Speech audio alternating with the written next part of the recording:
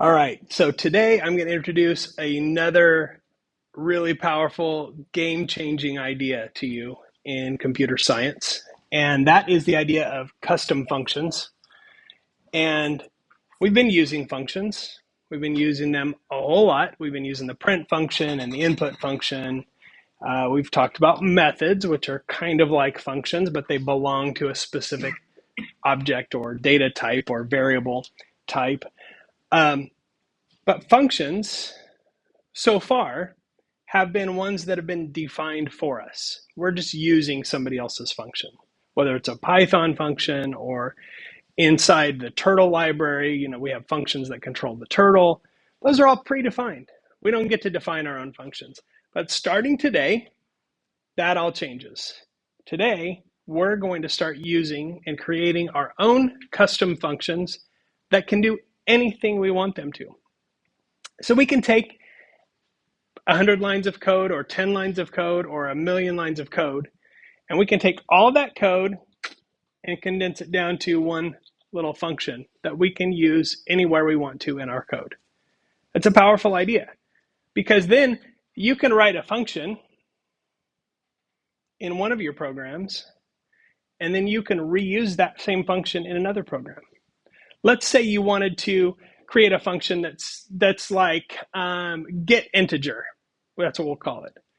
And what that does, that function, is it gets an integer, it gets data from the user, and then it verifies that it's an integer.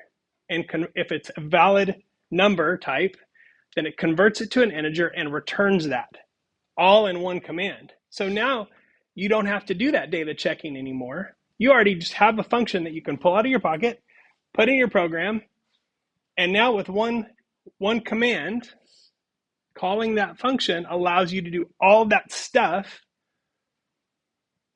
very easily, over and over and over, anywhere in your program that you want to use it. That's a powerful thing. So creating custom functions is a big deal. So right, Python has built-in functions. The whole idea of custom functions is simplifying our code.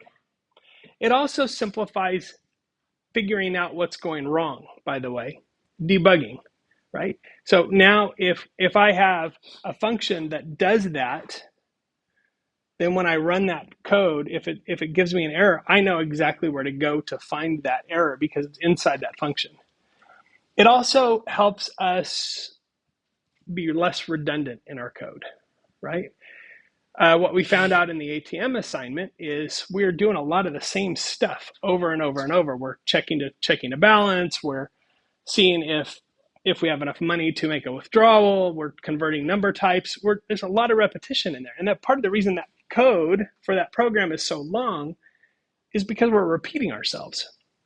What we'll find later is we can actually take that code and condense it using functions so that we're not being so repetitive, which makes your programs a lot more readable.